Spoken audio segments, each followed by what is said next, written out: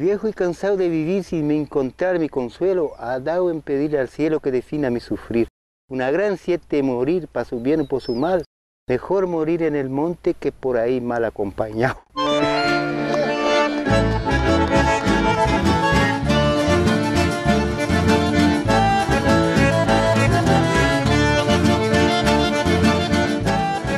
Lo cotidiano está sembrado de maravillas, espuma tan deslumbrante como la de los escritores o los artistas. Sin nombre propio, toda suerte de lenguajes da motivo a estas fiestas efímeras que surgen, desaparecen o recomienzan.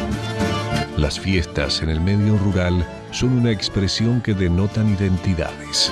Son ellas manifestaciones de prácticas sociales arraigadas en el pasado, en la memoria de los grupos que las viven y buscan, a través suyo, la permanencia de sus peculiaridades, rutinas de la memoria cultural. Las fiestas son una entrada a ella. En las fiestas tradicionales del Yaguarí, la memoria de la frontera es un contenido de las mismas. En las fiestas se narra una trama donde las personas escenifican la memoria, sus memorias, las costumbres y las representaciones culturales. Son las fiestas ventanas para la tradición. Son ellas sinécdoque de la realidad, pasado presentido, enunciación del paisaje cultural de un territorio, la cuenca del arroyo Yaguarí. Las fiestas son escenificaciones públicas, son por principio performativas, de y para los grupos que las ponen en escena. Esa es la finalidad de la parte folclórica, que el palco esté abierto a todos aquellos que quieran participar.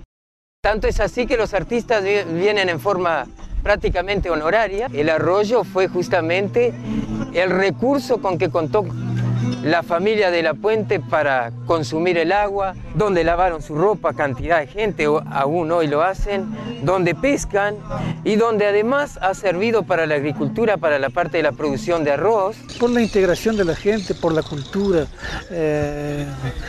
por los valores que se están perdiendo, por las costumbres, por nuestras raíces, ¿no? Y para que la gente joven dé valor. El arroyo Yaguarí ha servido como símbolo hasta para la parte agrícola, que poco a poco, si en un determinado momento la producción de arroz llegó a afectarlo, o poco a poco fueron dándose cuenta lo que podía llegar a afectar el contaminar el Yaguarí. Porque nós temos que mexer na cinza, nós temos que buscar para esse jovem, que bom que ele assistisse, ler, da onde a gente saiu, como a gente começou. Já chegou onde a gente começou. Tem a parte religiosa, que já existe uma certa tradição de que nesta época de janeiro, que é uma época de verão e muita seca, sempre quando se faz a festa de São Domingos, a chuva vem. E estamos rezando e de manhã fizemos um ato aqui, nos ajoelhamos na terra seca, né, pedindo chuva a São Domingos. E a fé, ela ilumina o social, né? E o social, ele é trazido para dentro da fé. Então a gente celebra junto, né? Liga a religião com a vida. Procuramos não separar, mas unir. E uma ilumina a outra. Y se van los arroyos, van hacia el Tacuarembó. La cuenca del arroyo Yaguarí es una subcuenca del río Tacuarembó. Se encuentra ubicada al norte del Uruguay, en la sexta y séptima secciones del departamento de Rivera y en la séptima sección del departamento de Tacuarembó. Ocupa una superficie de 264.000 hectáreas divididas en 2.118 padrones rurales en los dos departamentos.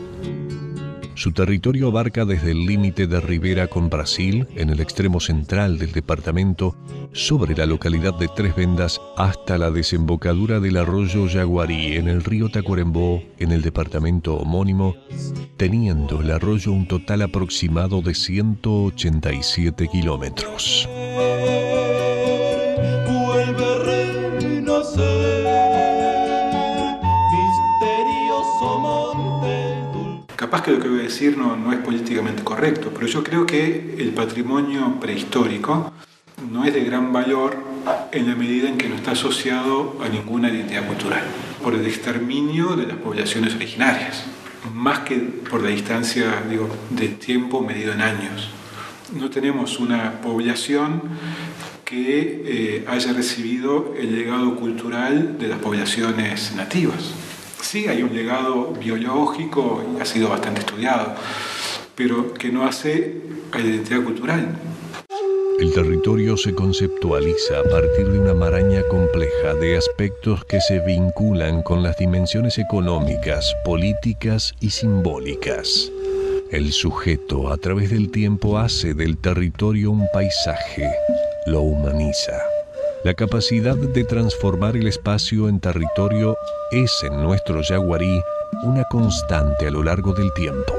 Los primeros pobladores de este paisaje construyeron los famosos cerritos de indios. El conocimiento del territorio era tan grande que los mismos, a pesar de estar muy cerca del monte, embañados o muy cercanos a los mismos, nunca se inundaron. El primer paisaje del yaguarí indica un manejo complejo del medio, donde lo natural y lo humano se funden en una misma cosa.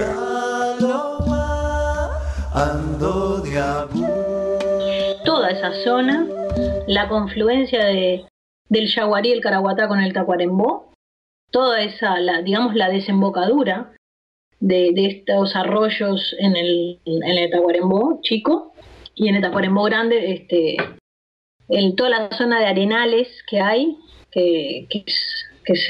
todo lo que es la desembocadura de los arroyos, es una zona de grandes arenales, igual que el Río Negro Medio, y son sitios antiquísimos, son sitios que tienen una superposición de ocupaciones desde el Paleoindio, o sea, desde las ocupaciones más tempranas de los primeros que llegaron a estos territorios. Estamos hablando probablemente de 11.000 años, y son sitios además que por la naturaleza del entorno, que son arenales, tiene poca cobertura, son sitios que se están moviendo mucho, entonces están muy expuestos los materiales. Esa gran región de tierras bajas, yo creo que adentro tiene territorios. Ahí sí que me atrevería a decir que cada una de estas cuencas puede estar funcionando como un territorio. Me imagino más varias aldeas de esa misma unidad, de ese mismo territorio, funcionando, pero que están un tiempo, pero cambiando de un lugar a otro.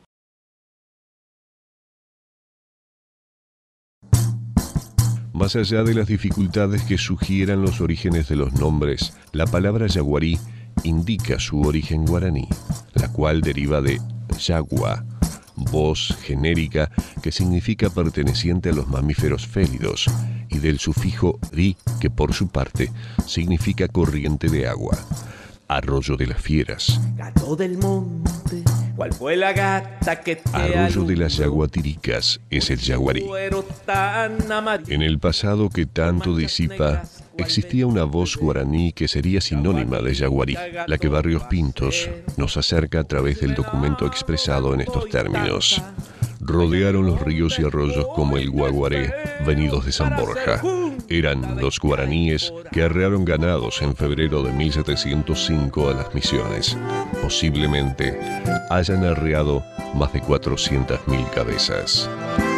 Llegamos a un segundo paisaje, donde el indígena misionero y el ganado serán componentes fundamentales del mismo. Un cambio importante se inscribe en el yaguarí y en todo nuestro territorio. Una huella imborrable hasta ahora extendida con el pisoteo vacuno en la pradera oriental. No solamente respecto a la producción, sino además, y por sobre lo anterior, los principales cursos de agua, como en la prehistoria, eran referencias obligadas para definir el paisaje.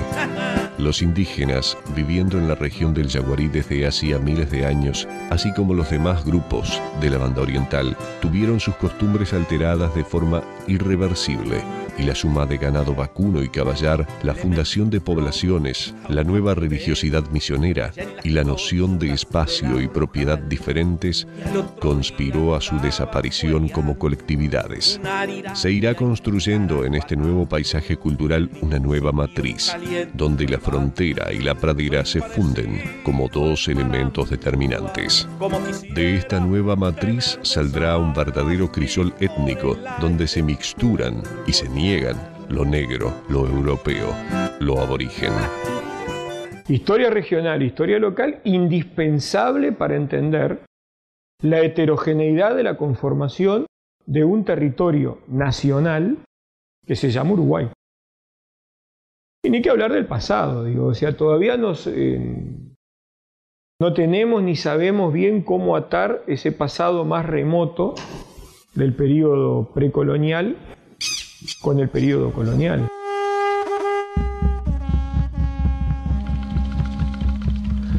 Tras las guerras guaraníticas, los indígenas misioneros fueron expulsados de las antiguas misiones jesuíticas y dispersados por los campos. Fueron, por su condición de conocedores del territorio y del trabajo en el campo, absorbidos por las estancias que fueron aumentando entre el Ibicuí y el norte del Río Negro. En este querer saber de las historias del lugar, descubrimos que una imagen de la Virgen de Itatí había sido venerada en Tacuarembó. Tanto es así que dio su modo de culto, dio origen al repertorio ejecutado en acordeón criollo en Tacuarembó. Entonces nos pareció muy interesante saber, bueno, por qué era así. El culto que la imagen recibió en Tacuarembó fue el culto que hacían los guaraníes misioneros, es decir, velar a las imágenes. Las velaban, se quedaban toda la noche en oración y terminaban con baile. Es ahí donde aparece lo del repertorio ejecutado en acordeón criollo. Después es una región que cohabita fuertemente con poblaciones de origen guaraní misionero que están instaladas desde hace muchísimo tiempo en esta zona. Es el caso del origen de la palabra Cruz de San Pedro. El dato está registrado desde 1792 como un punto de intersección de los caminos que unían Montevideo con San Miguel de las Misiones.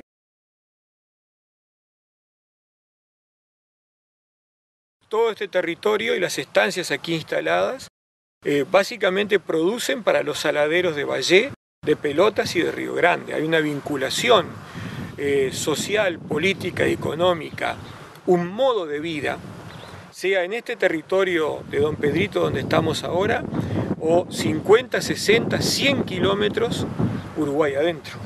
La región del Yaguarí fue también escenario de la trata de esclavos, en la que encontramos en su momento verdaderos criaderos. Esos galpones estaban habitados por esclavizados, estaban habitados por peones contratados, estaban poblados por peones, entre los cuales había todo tipo de perfiles étnicos, negros, mulatos, indígenas, mestizos, todo lo que uno se puede imaginar, europeos, criollos, etcétera, etcétera, todo aquel que pudiera trabajar. Todo lo contrario con los indígenas, con los grupos aborígenes, por ejemplo. La mujer india se casa mucho con blancos como una forma seguramente de protección de su descendencia. Lo llamaríamos blanqueamiento de la descendencia. En el caso de los afrodescendientes, ese blanqueamiento se da como un fenómeno social, pero no fruto de una voluntad, sino muchas veces fruto de la violación. Ellos, con su trabajo, con el vínculo que establecieron con sus manos, con la incorporación de sus costumbres, incorporaron al paisaje cultural de la cuenca en particular y del norte del Río Negro en general, fuertes peculiaridades, elementos de una identidad plural, paisajes de una sociedad jamás homogénea. Son tejas de barro. Dice que eran hechas en la tierra de los esclavos, no sé si es verdad. Es una teja de barro. Una teja de barro. Dice que las fábricas empezaron los esclavos a producirlas acá en la pierna, acá con una plaqueta de barro.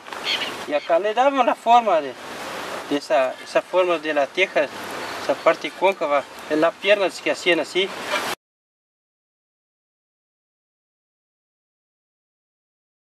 El contrabando es una actividad que acompaña a la región desde muy antiguas fechas, ayudando a identificar un estilo de vida también de frontera, frontera móvil, frontera entre lo legal y lo ilegal. El 30 de octubre de 1794, Basilio Irigoyen, jefe de una partida celadora destacada en Santa Tecla, estaba en reconocimiento de las costas del Piraí, Cruz de San Pedro y Guavillú, cuando se presenta Juan José Ibarra, desertor de dragones, quien declara ser changador. Entre líneas se puede leer contrabandista. También, en 1794, el teniente Esteban Hernández aprende a contrabandistas y changadores con 4 carros, 19 bueyes y 2 toros cerca de Cruz de San Pedro. El contrabando es una de las actividades económicas más antiguas del mundo, digamos, ¿no? El contrabando es un fenómeno económico y un fenómeno social vinculado directamente al comercio. Es un fenómeno económico porque tiene que ver con la dinámica de precios, es decir, el contrabando opera en función de 2 variables. La variable menor precio y la variable abastecimiento. Los contrabandistas paraban acá, los quileros, sí, que aparecen en alguna. Aquí era parada de contrabandista obligada, ¿no? Sí. Porque ellos venían de madrugada, llegaban de madrugada, desprendían y ahí pasaban 1 día, 2 días, 3 días. Si había creciente pasaban 6, 7. Ahí viene lo más triste porque ellos como venían locos de frío, los pobres, que una gente, tengo muchos amigos. Sabe que ellos tenían que desencillar los caballos y agarrar el forro calentito, los jergones de los caballos y hacer cama ahí para poder dormir. También. Eran de la zona de Yaguarí. La pobreza era muy grande, ¿no? Sí. Muy grande. Entonces era lo único que tenía para mantener a los hijos. Era lo único que había. Era contrabandear algo para comer. Como recuerdo y como datos del control del contrabando en la frontera del Yaguarí, quedan hoy las viejas aduanas de Guavillú, hoy casa de familia. De Villa Indar, hoy una casa abandonada. Y de Cruz de San Pedro, hoy una escuela.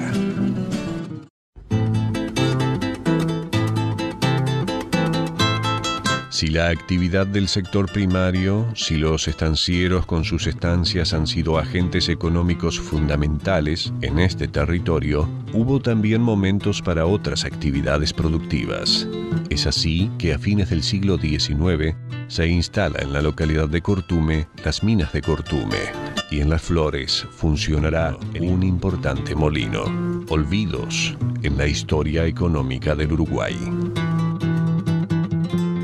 En 1880 y tantos se empezaba a desarrollar con bastante intensidad la explotación minera, por lo tanto había necesidad de abastecer a todo el sistema de explotación que incluía Cuñapirú, Corrales y Zapucay, sierras de Arequipa y toda la región, digamos, que abarca los cerros, los lugares, el Cerro de la Papagaya, digamos, toda la región que es bastante extensa y en la cual el Yaguarí participa tangencialmente como uno de los límites, digamos, desde el punto de vista geográfico. Dueño del molino, balsero sobre el Yaguarí, el inmigrante español don Casildo Santesteban le dio nombre al hoy Paso Casildo. El molino, mi abuelo, dice yo, no, o ya me contaban, porque él mismo me decía, mi padre, que el padre de ellos era un español, era Casildo, era español, es un gringo que había venido de España, él y un hermano. Y migrado en esos años, ¿no? Desde luego. Había molienda todos los días, porque había lleno de molienda, porque era maíz y era de todo que era cereal. No había máquina, no había nada, pero había mucha gente. Y cortaban a hoz. Quedaban días y días cortando trigo. Y se trillaba patas de caballo. Esa harina cada uno mandaba a moler para su consumo. Y el molino que no funciona ya hace más de 50 años. Muy cerquita de Casildo, el pueblo Las Flores fue durante mucho tiempo testigo del duro trabajo de los hombres que hacían postes de piedra. Esta zona de afloramientos es rica en este tipo de material, actividad productiva de sobrevivencia para muchos de sus moradores hace unos cuantos años. Hoy, pocos quedan de esos hombres de piedra. Eu desde guri, de guri, já homenzinho, empecé a trabalhar nas pedras. Era aqui como estão vendo aqui, com ferramentas, as cunhas que se diz que é assim, e que se faz, e aí depois se botava uns pinchotes, que é outro acero assim, e se abre ela, aí se abre ela com um marrão, né? Se abre ela e aí se dá a volta, se se pode, se não tem que dar outro corte, para se ir desmanchando e fazendo. Bueno, se é longe das casas, um lugar fazia uma carpa e parava aí. Pero nós sempre trabalhamos perto, ia para o trabalho e daí nós voltava, ficava nas casas. É um trabalho para conta de um, é melhor que trabalhar de peão. Peão sempre ganha o mesmo. E esses um dia não está com ganas de trabalhar e saca tantos postes.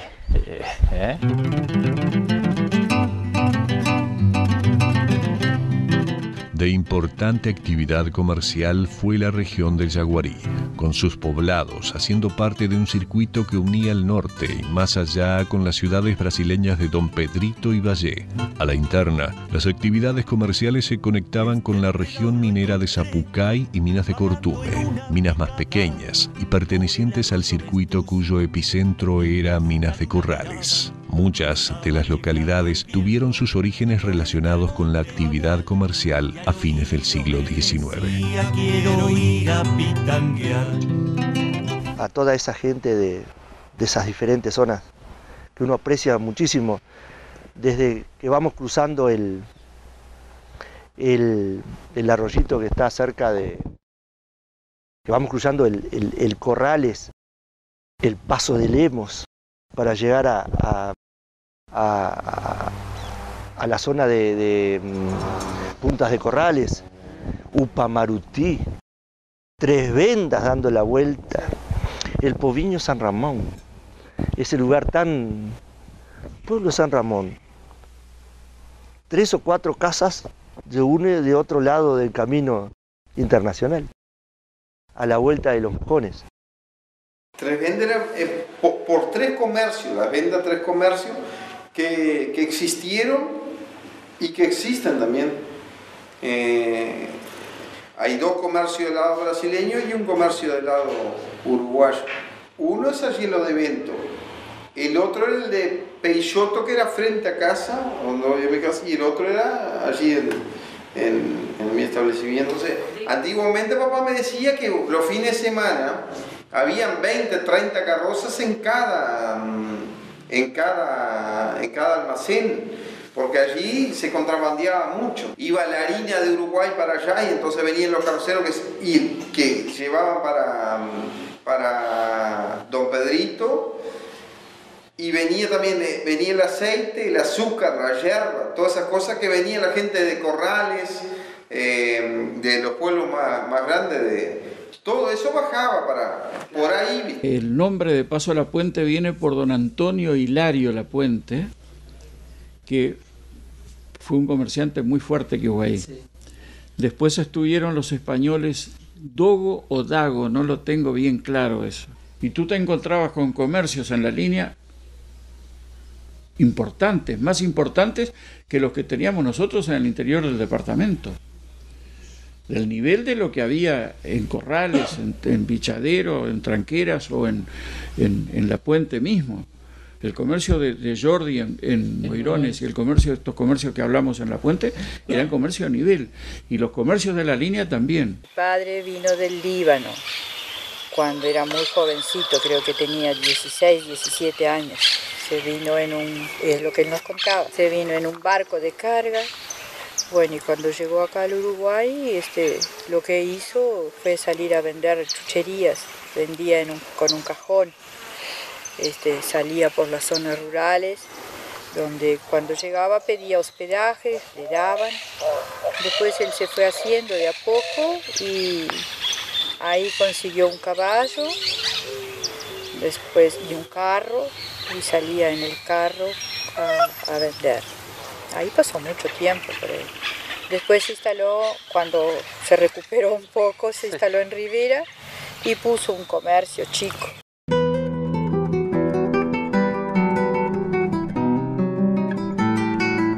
Algunos nombres poseen sus particularidades y quizá por ello sus controversias. Cuando eso ocurre, nos colocamos muy cerca de las transferencias, de las posibilidades, de las múltiples versiones o interpretaciones sobre tan solo el origen de un nombre. A veces el dato histórico no es lo que más importa, sino la capacidad de poetizar. Esta es la entrada hacia las transferencias del yaguarí, de su gente hacia las historias. El paisaje cultural asociado a un espacio, hacia sus costumbres, son casos de metáforas. Cual nocturno arrosa. Ellos se establecieron acá en mi bisabuelo acá en el Pago, fundando la estancia que hoy es de don Ramón López, Ramón Javier López. Bueno, de ahí mi abuelo después le compró allí lo que usted me había preguntado de la Casa Vieja, le compró a un tal Giminiano Batista. También viene por eso el nombre de Moirones, de Paso de los Moirones. ¿Por qué? Porque no había alambrados, había poco alambrado en ese tiempo. Y ahí la gente que cruzaba el antiguo paso,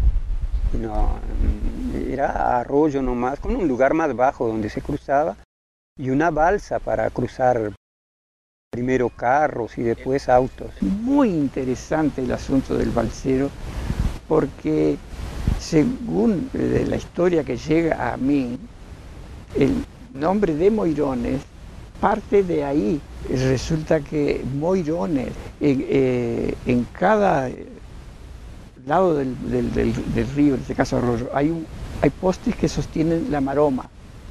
La maroma es por la que corre la balsa.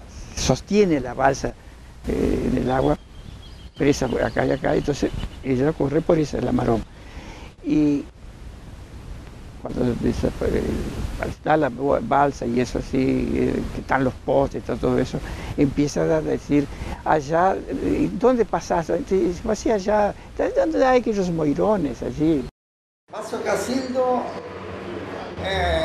cuando no tenía puente,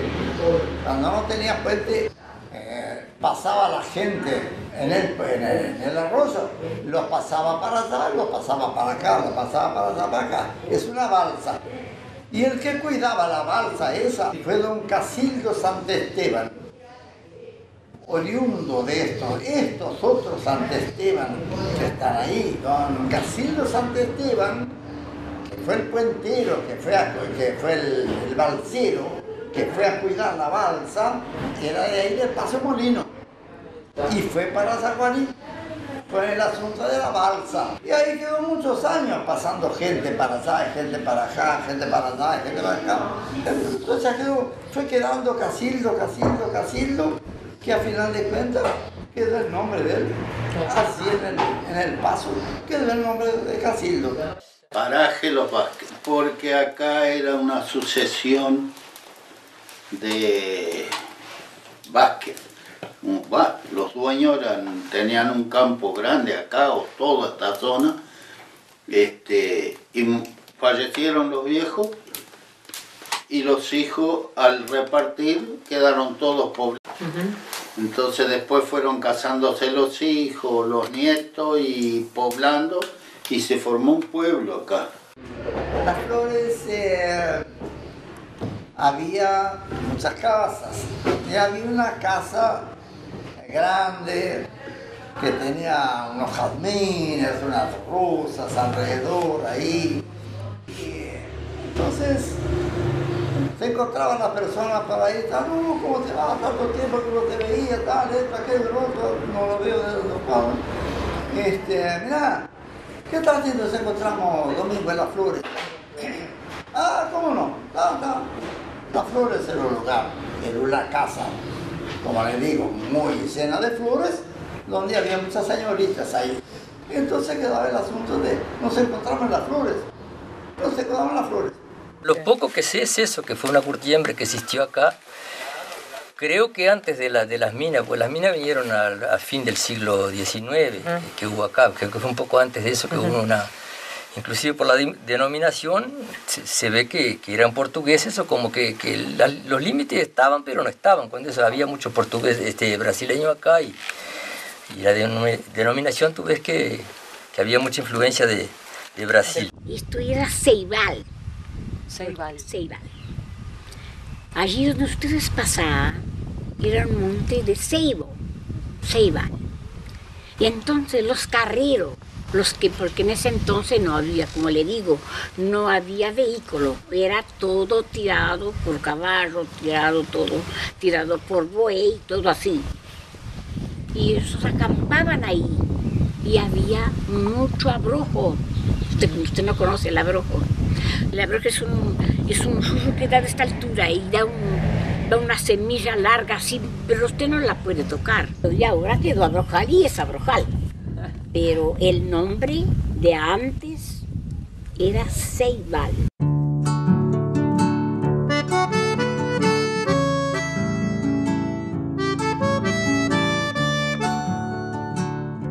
El paisaje cultural es el espacio territorializado en y por la presencia humana y es, por principio, asociativo. Para buscar representarlo, el concepto original de poesía, poiesis, intentará ser colocada entre paréntesis performativo desde el habla cotidiana, evocando memorias de un etos comunitario, el etos de la frontera, el del paisaje yaguarí, la poesía de la vida cotidiana. Nada sería más histórico que la poesía, ni nada más poético que la historia. La unión de ambas es la propia vida cotidiana construida desde la historia, desde la memoria. La poética de frontera es una poética de encuentros culturales. Creo que de alguna manera, aunque el mundo nos globalice sin consultarnos, todavía hay cosas muy fuertes que nos hacen ser de un lugar. A cualquier hora de la noche, en la estancia allá, él era muy amigo de mi padre, y aparecía el doctor de a caballo. A mi padre decían el Vasco Viera. Vasco, decía. Soy yo el doctor Mato. Dame un caballo que viene medio cansado. Mi padre le daba un caballo y él seguía a media carrera a ver un enfermo, no sé, Caraguatá, Cinco Sauces, de a caballo, con un portafolio, una valijita de cuero, vestido de pantalón de montar, de esos que venían antes, que finito, y una bota de caño duro, el doctor Matos. Reconocido político riverense de la primera mitad del siglo XX, concejal departamental, periodista, poeta y escritor, hijo del brasileño Jeremías de Melo. Don Jeremías, más conocido como Gura, fue también un habitante de nuestra región. Maestro de campaña antes que naciera la Escuela 23 en Moirones. Fue también un reconocido aplicador de la cura con agua fría en las praderas del Yaguarí. Por asma que tenía de chico.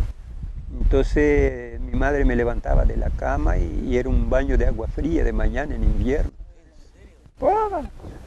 No era fácil, yo me acuerdo que lloraba, era chico. Pero enseguida te agarraban y quedaba de acá para arriba como una momia, ¿no? Porque me ponían unos cosos envueltos así, así me vendaban y me acostaba y aquello calentaba. Tomás Quincoses, otro hombre dedicado a salvar vidas en el Yaguarí, farmacéutico de Tres Vendas y de todos los alrededores, representa también el reflejo de una época donde tantas localidades concentraban una actividad que hoy ya no la poseen. Y papá también siempre contaba que allí era la Tres Vendas era una zona de mucha relevancia porque había médico. El doctor Cristiano Fischer alemán, era el médico, había farmacéutico, donde la farmacia hasta hoy se conserva, ahí el farmacéutico, bueno, había partera también, la madre de los Machados, entonces había gente que iba a consultar, ya te digo, de Miña Corrales, de Tres Puentes, ni que hablar de Villindar, de Cruz de San Pedro, de La Puente, ¿viste? Aí o doutor era formado, doutor farmacêutico. Acho que na Alemanha tem um patrimônio histórico, aquilo ali está com as prateleiras, tem um laboratório que meu pai fazia remédio manipulado.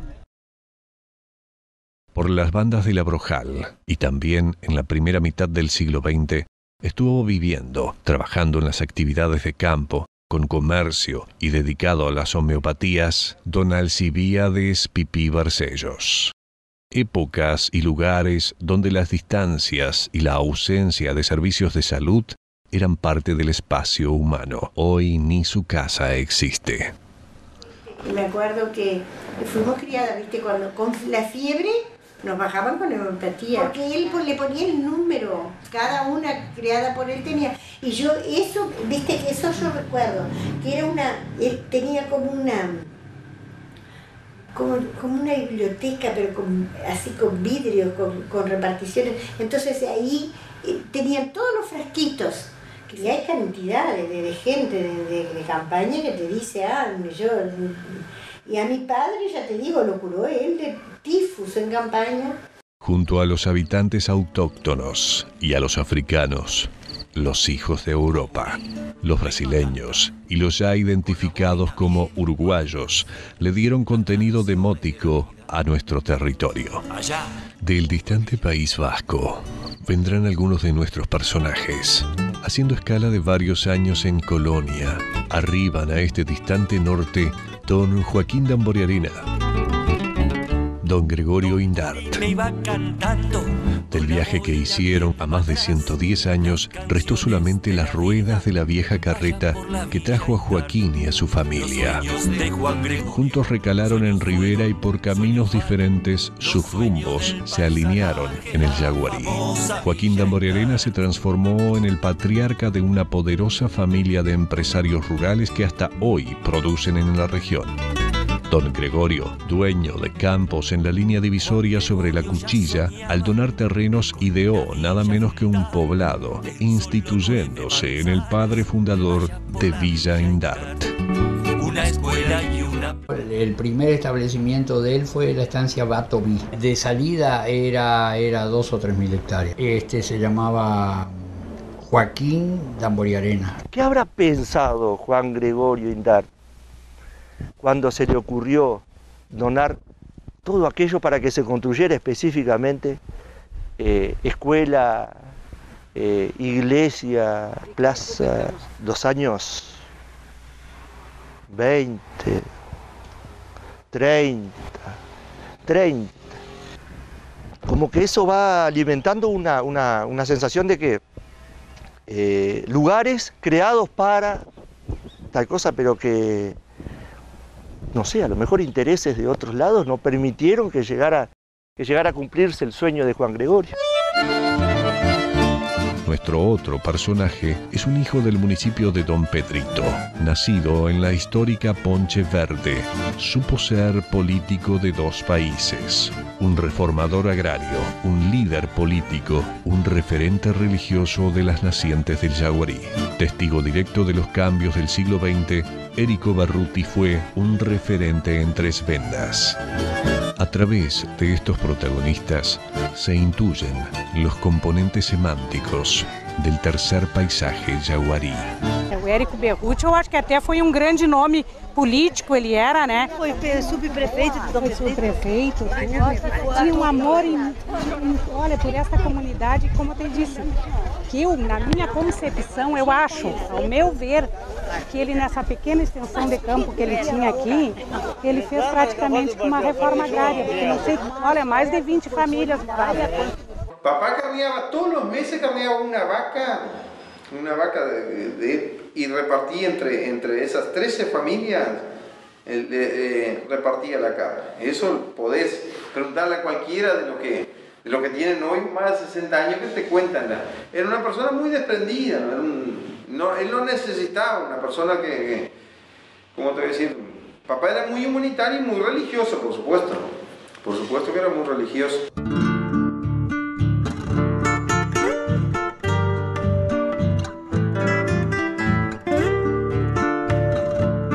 La historia, trabajada a través de la revalorización de los sujetos, es más que un medio de análisis, ya que debería ser incluso un tema de sentido común. Lo que las personas consideran como elementos distintivos de sus vidas, lo que expresan y cómo lo hacen, es la base para una nueva forma de interpretar la realidad. Si yo veo al campo con otra forma de hablar, claro, sí, es más, yo tengo incorporado los códigos también de toda mi vida, la infancia, ¿no? Yo cuando voy, a mí me pasa un fenómeno que no sé si les pasa a ustedes, yo cuando entro a la zona de Moirones, cambio mis códigos y abandono el español estándar que estoy hablando ahora para falar com o bicoco e com a gente do Moirão, como se fala nos Moirão. E as baldosas do bicoco e o frigi. Vos botar o capincho no frigi. No adelante que vos le digas, sí, poner en el freezer, porque él sigue entendiendo frigi.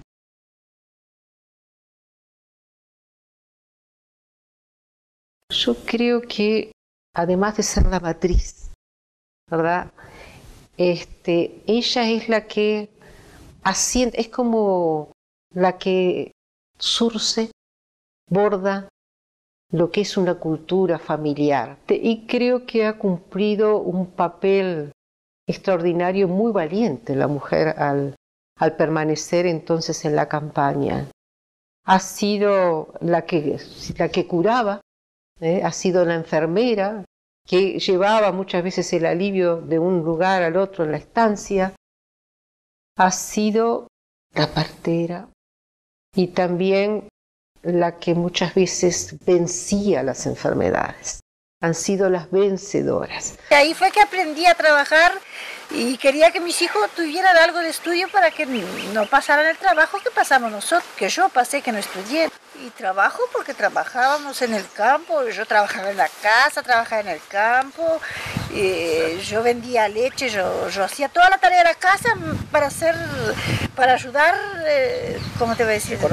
Económicamente, para que los chiquilines pudieran estudiar, para hacer algo para el futuro de nosotros, tener el campito que tenemos hoy, ¿no es? Son 7 entre todos. Son 7, sí, porque una gurisa yo crío. Viene a ser que la agarré para criar de 2 años. Chiquitita viene a ser mi hija también. Y el gurí grande que está trabajando. Bueno, lo que yo hago todos los días, ya me levanto de mañana ya para ordeñar, para sacar leche para ellos, voy bien vuelta con ellos para llegar a la hora a la escuela, para llevar ellos para la escuela, y después voy para llevar ellos para la escuela. Para dejar ya, doy vuelta, sigo en la vuelta aquí de las casas, si tengo que lavar, ya llego rumbo a lavar y ahí vengo después. Y así que las gurisas me ayudan a veces también en la cocinada ahí de las horas.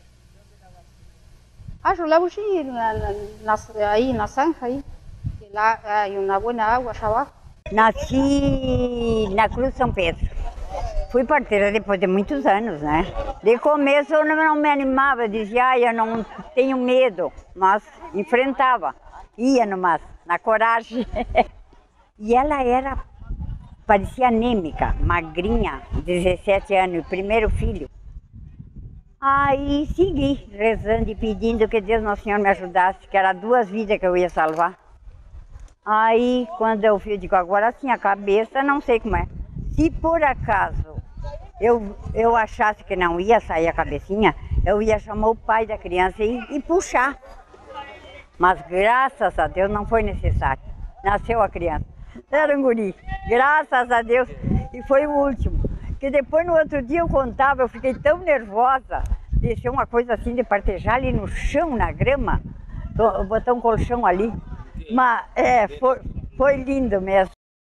Nacida en Rincón de Yaguarí, hija de esclavizados, Corina Tacuarí, con sus 107 años, supo reflejar a las mujeres camperas, fronterizas y guerreras. Mujer de frontera, mujer de barro, mujer de pies descalzos. Hoy, su estrella alumbra el líquido cielo del Yaguarí.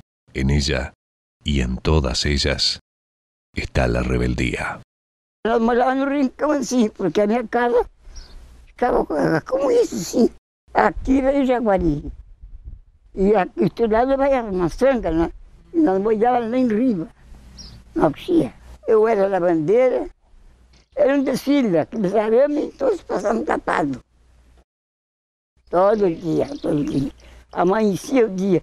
Nós cozinhávamos lá na beira da sanga, o homem ficava retirado. Nós cozinhávamos e botava a roupa, tudo em quadro, tudo. Tinha uma cuidando da roupa, aquele outro que ia trazer lenha para fazer fogo. Nós fazíamos fogo, bastante. E uma cuidando dessa, eu botava cuidando, para quando saía brava e sacando, ó. Para fazer carvão. E quando fazia em casa, meu pai sempre me ensinava. Todo esse trabalho eu aprendi a fazer. Olha, eu aprendi a lavrar, eu aprendi a plantar, eu capinava e tudo isso. Até a lavra eu lavrava. O meu pai me ensinava sempre. Bom, depois eu tinha a minha casinha. Foi a minha casa, uma casinha pequena, coisa de circa. Tramada de taquari, minha casa era pequena assim. Tramadinha, que tudo. Eu tramava, eu fazia casa. Eu só armava no mar e deixava para mim no mar que eu fazia. Eu saía trabalhar e eu ficava. Porque senão como é que nós ia viver? O alimento que davam para nós era ovo de avestruz. Nós comíamos ovo de avestruz, batiam e fritavam. Bem frito, assim, ficava para cima do florão. Esse é o alimento que os nossos pais nos davam. E de tarde mandavam nós. Nós ia longe, mais longe que aí, trazia lenha na cabeça. Um feixe de lenha na cabeça. Depois que trazia lenha, trazia charamusca. De pé no chão. Chinela não conhecia. Mas trazia tudo isso bueno.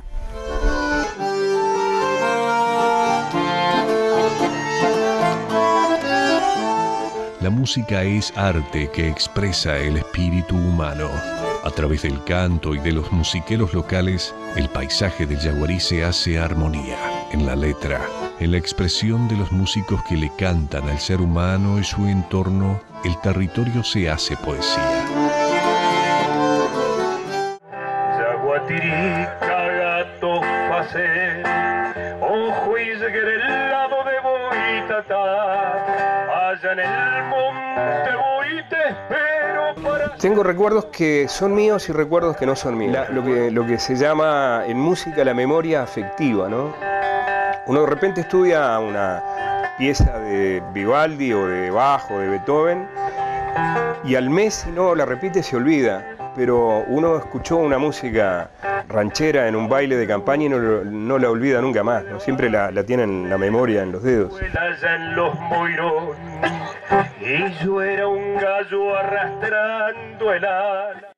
En el tiempo que existía la famosa serenata, que nadie te avisaba nada y cuando vos veías, entraban puerta adentro con un bandoneón y un pandero y yo qué sé, y ahí de sábado a lunes amanecían, digo, en ese tiempo, o sea que me contaban mis antepasados, ¿no? Por lo que yo conocí, bueno, en primer lugar no había luz eléctrica, de los que yo me acuerdo en Amarillo, en Moirones, entonces se alumbraban con farol de querosén. Era lo típico, ¿no? Se baldeaba el piso para que no levantara polvareda. A medianoche se sorteaba un lechón, una cabeza de lechón, una torta, yo qué sé. Y los músicos paraban, ¿no? Arrancaban de tardecita los músicos a las 7 de la tarde y a medianoche paraban, exhaustos, estaban una hora para descansar y cenar. Recuerdo de unos hombres, de unos guitarreros.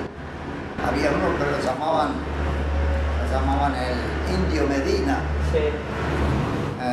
Es característico, le voy a contar porque es así, ¿no? Porque el asunto es en el canto que él decía. Él decía que el mundo era de todo, algo así, ¿no?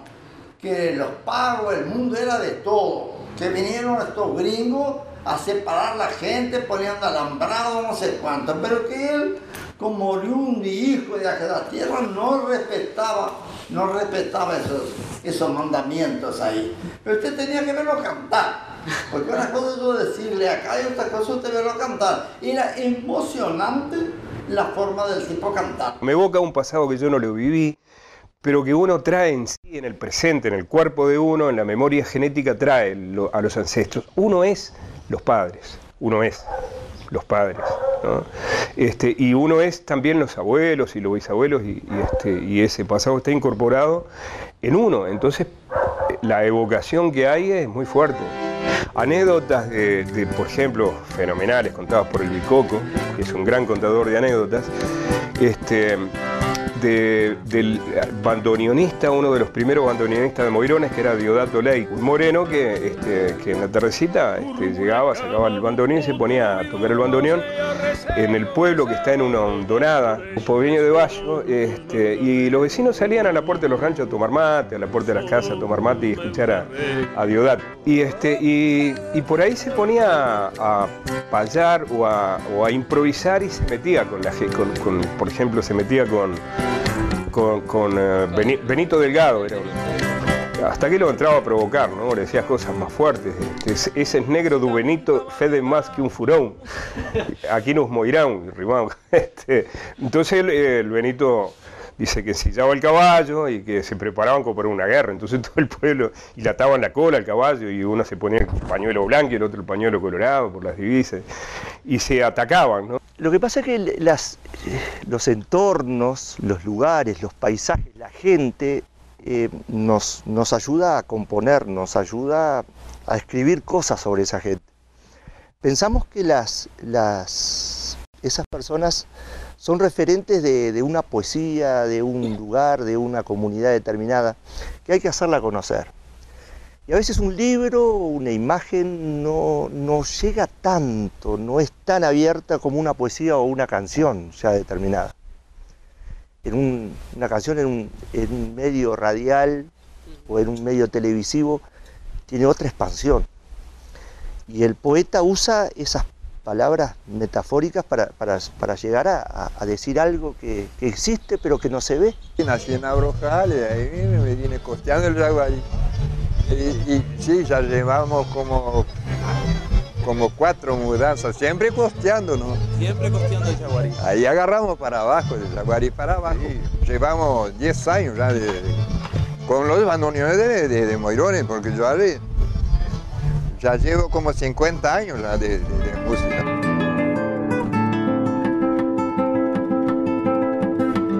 Nuestra campaña, nuestro yaguarí, también ha sido pródigo en sujetos totalmente mimetizados con el ambiente. Desde el pasado prehistórico hasta hoy, el paisaje yaguarí los tiene a ellos como protagonistas de su propia historia. Los hombres de monte, los montaraces, los que conocen como nadie el territorio. En ellos y a través de ellos ya no hay paisajes divididos. Evocamos una noción cronotópica axial de síntesis del ser humano con el ambiente. Mímesis en el escenario del yaguarí. Si el peligro de los diferentes es que empiezan a parecerse mucho entre sí, tal vez la mayor riqueza sea la diferencia de no parecerse a ninguno, solo al pasado. Por allí, el yaguarí y su gente han resistido en 1000 soles, en un monte húmedo por la saliva de sus animales, en caminos polvorientos, en huesos salados de la necrópolis, en huesos que se revelan en luces malas, en las historias de pescador, de fantasmas, de lobizón, en su poesía caiporá. Don Felizardo, un hombre ya entrado en años, barbudo, pero prolijo, porque vivía en los montes. Él no tenía casa, él vivía en los montes cazando y pescando. Y en los montes, ahí en los montes del Arroyo de Yaguarí. Y de vez en cuando aparecía así por el pueblo de las Flores o por Yaguarí. Todo el mundo lo respetaba, una persona bien tranquila. Uno lo ayudaba con las cosas, lo ayudaba con otras, tal, le daba alguna ropa, tal. El tipo no quería otra vida sino esa que estaba llevando ahí, ¿me entiendes? No se interesaba para volver a la comunidad. Y él vivía allá. Sabe que un día eu estava cortando uma paia ali na finada Pochocha, nos Conde. E antes de meio-dia botei um assado com o meu irmão assar. E quando chegou sobre o meio-dia terminei uma paia. Eu digo, por que vamos comer aqui nesse sol? Vamos ali para a lagoa. E ele tinha sacado no despraiado 4 ou 5 mojarrinhos. Cheguemos ali dentro do mato, que tem os barrancos ali, tu conhece, né? E diz ele, mas vamos ver a quantidade de taraíra em riba d'água, tudo no sol, aquele boiando. Né? Pá, digo, agora vamos... E terminemos as mojarras. E eu tinha descascado as papas, botar na comida. E ele disse, eu vou tirar minha galinha com a casca de papa, vou sacar uma mojarra, e tirou, e a taraíra agarrou por riba, uma tremenda taraíra. Depois fiz essa Então se ficou essa da casca de papa, não? Porque muitos dizem, é mentira, não, mas tem o meu irmão que é testigo, eu sei bem que ele não é mentiroso. Podem perguntar, mas saquei uma taraíra bem grande com a casca de papa, e não saquei uma porque não tirei mais, ele sacou mojarra. Sempre sabia solito, sabia o que eu usava quando eu vinha para botar um espinhal. Trazia uma bolsa cerrada de alpiger. Uma bolsa de alpiger. E dormia no mato nessa bolsa. Me metia dentro da bolsa e dormia aí. E depois, como não tinha arma, não tinha faca, não tinha nada, fiz uma escopeta de coisa de cama. Um buraquinho para botar o forfe ali. Aí quando eu estava muito no mato, muito aborrecido, sentia algum ruído, dava um tiro. Cargava a escopeta con un pedazo de pedra y...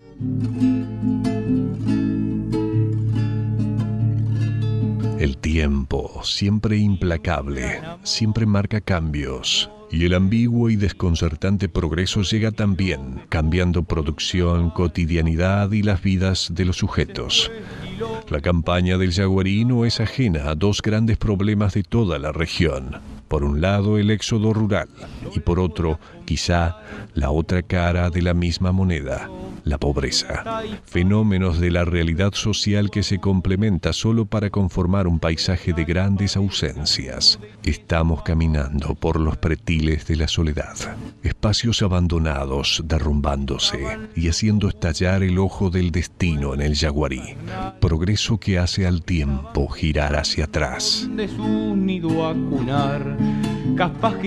Que o campo, nós estamos ficando sem gente, porque é aquilo que eu falei, ó. Porque um rapaz hoje não fica na campanha, uma moça muito pior, fica alguma heroína. Quiero buscarle una explicación muy general a todo esto, digo, pero yo creo que comienza por los latifundios, ¿no? Se me ocurre. Los grandes latifundios, no en todos los casos de la zona, porque se dan casos muy particulares en las zonas de grandes extensiones de tierra con estancias, con familias enteras trabajando y llevando gente a trabajar con familias.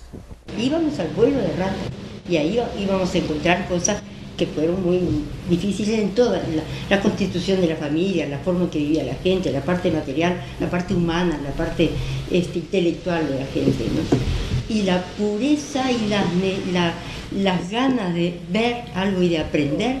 Hay un álbum que yo lo tengo prestado, en el cual está fotografiado una cantidad de lugares territoriales allí de La Puente, donde están los ranchitos en los cuales están paradas las familias fuera del ranchito, y la estatura de las personas que están afuera del ranchito supera la altura del ranchito.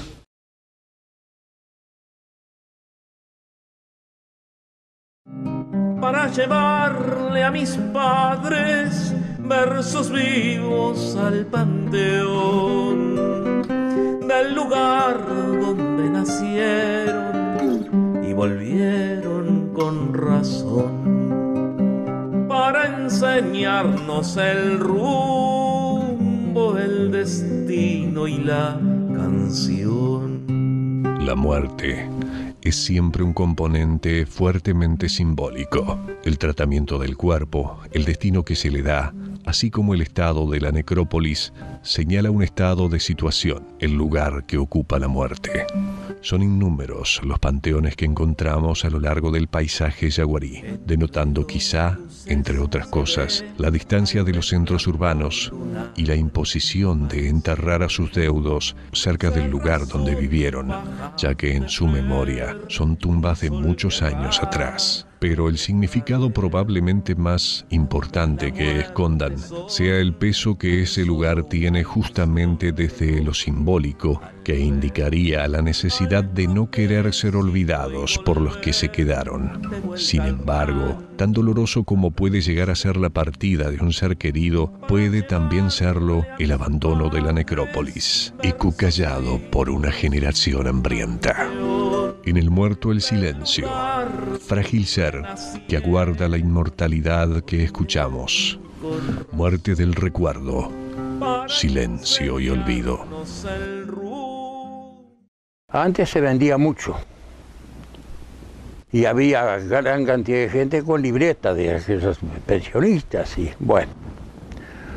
Hoy no hay libreta, la campaña se despobló y la campaña está muerta.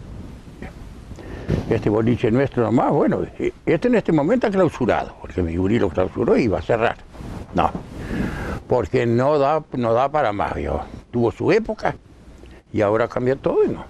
Alrededor del año 60, por ahí, 55, 60, empezó a bajar todo. Ah, sí. Claro. Empezó ya a arrasar los comercios en campaña y ya quedan muy poco dentro del departamento de Rivera, comercio de como era antes, ¿no? Sí, duele. Sí, y pienso, no soy político ni hablo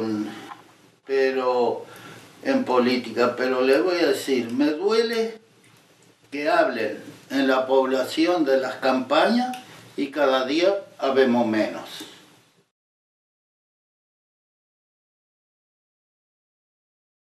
Uma proposta concreta é criar condições e mobilizar os jovens para que vejam no valor de morar no interior e trabalhar no interior. É tão importante e a pessoa é tão valorosa e tão importante quanto morar na cidade, né? A gente tem até um slogan que nós tínhamos para tentar manter e barrar o êxodo rural, de manter o jovem no campo. Não é preciso ser filho de doutor. Jovem da roça também tem valor, né? Então, todos nós somos importantes, sendo da cidade ou do interior. Todo trabalho é digno, toda a situação é importante. Então, criar, primeiro, consciência de autoestima, de quem mora no interior é tão importante quanto mora na cidade. Bien, me fui buscando otros medios para trabajar, ¿no? La campaña en aquel momento, hoy no sé, porque ya hace 17 años que estoy en Rivera, son pequeñas cosas que uno que las llevo muy dentro, que me gusta mucho, y eso quiero que le guste al fútbol, a venir acá, a estar junto con la gente de Muirón. De tradición, vamos a ver si sale algo.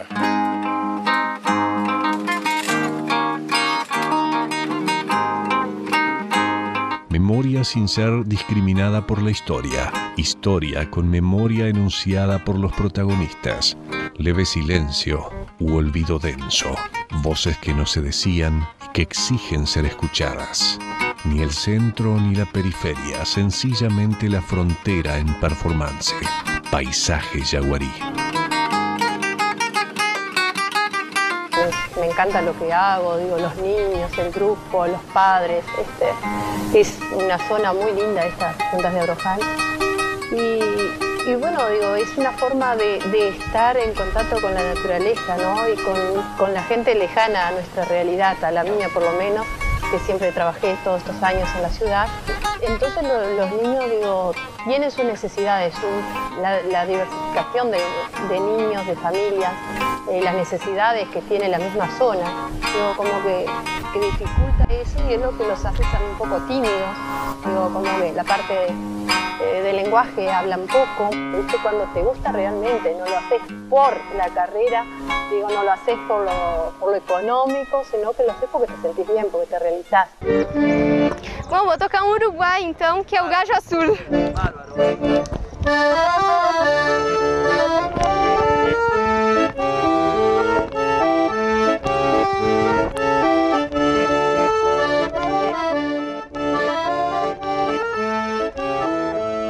el yaguarí podríamos llegar a identificar distintos paisajes, ¿no? En el entendido ese de que, bueno, que cada sociedad se organiza, pero entre esos paisajes distintos hay como hilos de continuidad o puntos en común. No sé, hay una resistencia y resistencia que a veces es más visible y a veces no es tan visible.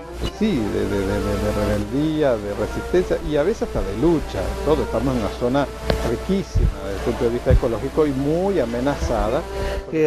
Existe la fuente de la vida, el agua. Sin el agua no vivimos. Bueno, porque yo salgo de tardecita y voy allí y tiro una piola de pescar, alivio el estrés y ya saco un pescado para comer. Fresquito. Bueno, eso es una riqueza.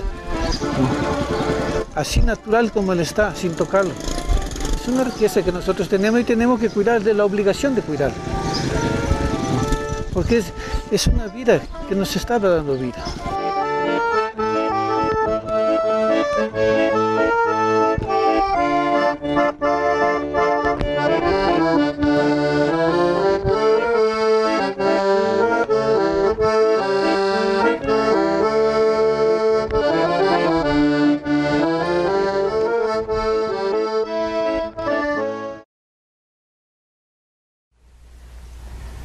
Pai, espera que eu vou me lembrar de um país.